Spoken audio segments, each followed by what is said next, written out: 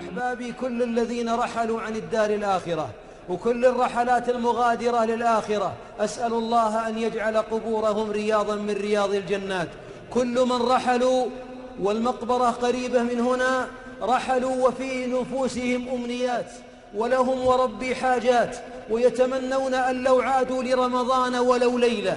والله لو عاد عائد منهم وقام معنا لقال للشيخ الإمام: مد في صلاتك وأطل في دعائك ومد في سجودك، إني رأيت تحت الأرض لم ينفعني ما كنت أكنز فوق الأرض. معاشر الأحباب، من ضمن لنا أن نعيش إلى العام القادم؟ أليست تلك المصحات ممتلئة؟ أليس هناك مرضى حار الأطباء من علاجهم؟ أنت تصلي وهناك من يغسل الكلى، أنت تصلي وهناك من يأخذ جرعة كيماوي، أنت تصلي وهناك من شخص ببصره في سقف غرفته لا يعرف اسمه، قد زال التكليف عنه. احمدوا الله حمدا عمليا وصوموا رمضان صوم المودعين. وهنا وقفة. إن من أكبر الخسارة، أكبر خسارة تنزل بك يا صائم، أن يرفع الله صلاة من صلى وصيام من صام وصدقة من تصدق إلا أنت. أعنيك أنت، اسمعني يا مؤمن، أنت. والله إن بعض المسلمين والله ما فتحت من أول رمضان إلى اليوم لهم إلى السماء ركعة، ولا صيام يوم ولا قيام ليلة، مع أنه من الصائمين، من المتصدقين، من المفطرين، يسقي الماء. ما جريمته؟ جريمته صام بطنه وما صام قلبه. صام بطنه عن الطعام والشراب وفرجه عن النكاح، لكنه في قلبه شحناء، في قلبه بغض، في قلبه تدابر، في قلبه مرض قلبي وقيح. ما يسلم على فلان، وبينه وبين ولد عمه وقفة نفس، وبينه وبين جاره مشكلة، وزميله في العمل الآخر لا يسلم عليه. تسمح لي أقول لك، ما أقول الشهر مبارك، أقول أحسن الله عزاءك رمضان، فإن الله يبشرك بفتح أبواب الجنان وتصفيد مردة الشيطان وإغلاق النيران. أحبابي، باقي لأحد عذر؟ أسألك بالله، أغلق باب النار وفتح باب الجنة وصفدت. للأسف الشياطين الجن اللي صفدوا، أما شياطين الإنس فتعينوا على شواغل الجن الذين صفدوا، فها هم يغون عباد الله وينحرون رمضان. أول محروم في رمضان هو الذي رفعت أعمال العباد وأعماله باقية على وجه الأرض. مصيبته ليس في ترك الطعام، إنما في ترك البغضاء. همسة وقبلة، همسة في أذنك وقبلة مني على رأسك. يا مسلم، اصلح مع المؤمنين وسلم عليهم، واعلم أن جميع أعذارنا في قطيعة أرحامنا أو إخواننا، كل أعذارنا غير مقبولة، ليست مقبولة شرعا مهما أبديت. أتدري لما؟ لأن المسلم لا يهجر أخاه إلا 3، فوق 3 أيام. حديث حسنه الألباني: من هجر مسلما فوق 3 أيام فمات، امسك أعصابك، امسك أعصابك، دخل النار. 3 أيام إذا كنت تهجره وتستطيل في هجره، يقبل هذا ويقبل هذا، يدبر هذا ويدبر هذا، وخيرهم الذي يبدأ بالسلام. هي الحالقة. لذلك أيها الأحباب، أول صيام قبل أن تصوم بطنك أو يصوم فرجك، صوم قلبك. ولذلك أحبابي يا حليل الأطفال، أرأيتم أطفالنا؟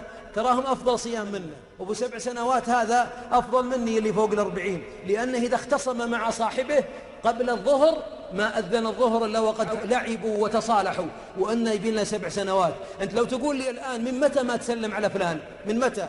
من 1425، يعني من 1425 ما رفعت لك طاعة، ولربما ما غفر لك. لست أنا الذي أقوله، ونحن أهل السنة لا نكفر صاحب الكبيرة، هو تحت المشيئة، إن شاء الله غفر له وإن شاء رحمه، لكن تعرض الأعمال على الله كل اثنين وخميس. باختصار، أنت بالصالح مع المؤمنين، وإلا فإن الملك جل وعلا يأمر: أنظروا هذين حتى يصطلحا. الحالقة ليست الكيماوي. مريض السرطان إذا أعطي كيماوي سقط شعره. والله أن اللي في التخصص أهون حال من بعضنا، ويصلي الآن معنا ولا يسلم على أخيه أو أخته أو ابن أخيه أو ابن أخته أو عمه ابن عمه، أي رحم، أو جاره أو زميله. أتدري لماذا مريض السرطان أهون حال من صاحب القطيعة؟ لأن مريض السرطان يسقط شعره، وهذا تحلق حسناته، وفرق بين سقوط الشعر وحلق الحسنات. لذلك يا معاشر الأحباب، المحروم الأول مريض القلب. الثاني مثال أحبابي، لو صلى أحدنا صلاة المغرب، هذا صاحب العين، صلى صلاة المغرب فوقفت امرأة متبرجة تلبس ضيقا وقد فتشت شعرها وجملت وجهها وتعطرت بأردانها، قالت أبو فلان الله لا يهينك أبي أفطر مع عيالك وعلى نفس المائدة سأجلس، في أبنائي في ذكور، قالت هذا المطلوب، أنا لن يصلوا إلي ولن أصل إليهم، لكن أبجلس معهم على مائدة الإفطار. في مؤمن كامل الإيمان ليس غاشا لرعيته، يقبل لفاسقة أن تجلس بين أبنائه. طيب القنوات اللي قاعدين نتقلب فيها بعد صلاة المغرب ونحن على مائدة الإفطار، ليست واحدة ولا اثنتين ولا 10 ولا عارية ولا 2 مائلة، وهذه نايمة على السرير وهذه خففت ملابسها وهذه تقول حب وكلام. هذا يذبحنا رمضان، أقسم بالله إنهم لصوص رمضان وقطاع الطريق على أهل الصيام. من لم يدع قول الزور والعمل به والجهل فليس لله حاجة أن يدع طعامه وشرابه. عندما كتب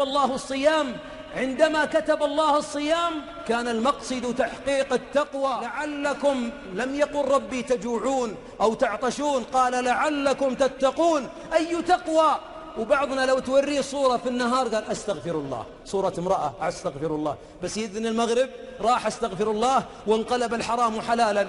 بعد غروب الشمس ما يتغير الأحكام، هو اللي يباح بعد المغرب طعام شراب نكاح، أما ما سواه فيبقى حرام الليل في رمضان كحرمة الصيام سواء بسواء. الخاسر الرابع أو الثالث من المحرومين، وأختم، من الخاسرين في رمضان ذاك كريم، رجل من أكرمنا كريم، تدرون ما كرمه؟ كلما صلى التراويح وبكى خلف الإمام وهو يدعو وصام، الآن يجلس في استراحة ومعه متكئ والشاي وقهوة، ويبدأ يعلق الناس ويسلخهم ويبدأ يتحدث في عورات الناس.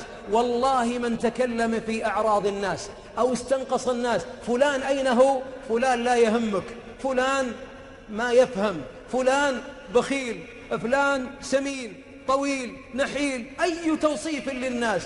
أحبابي، من لم يصم لسانه فليس لله حاجة في صيامه، ليس لله، لأن المسكين يصوم لغيره. والله لو تحدث لسانك في مسلم الآن بعد صلاة التراويح تتكلم في واحد ولو بالجوال، الله يا أخي سود الله وجهه، أو حسبي الله هذا فيه، ثم تذكر بكلمة، هذه كفيلة أن ترحل بأجل صيامك وقيامك هذا اليوم. تعطيه من؟ تعطيه واحد ما تحبه، ليتك تعطيه أمك ولا أبوك، تعطيه حلوة اللبن أم يمتك، يا سلام، لكنك تنقله لمن؟ إلى من لا تبغض. أكبر قهر وغبن في الحياة يوم القيامة أن ترى أعمالك الصالحات مصلي مع الشيخ ناصر القطامي وفي مسجد الملك عبد الله رحمه الله رحمة واسعة، وما جاي مبكر وتقرأ قرآن، والله بعضنا ليس له فيها حسنة، وعنا لحساب، وعنا يجير شيكات الله يجزاه خير، ولو أخذ من حسابه ريال والله ما تقبل يحول البنك من حسابك هللة مو بريال لغيرك، فكيف تحول أجور طاعاتك؟ حبيبنا عندما قالت أم المؤمنين عن أم أخرى حسبك يا رسول الله عن صفية أنها كذا، وصفية بنت حيي أمي وأمك عليها رضوان الله قصيرة ولم تكذب، قال لقد قلت كلمة لو مزجت بماء البحر لمزجت.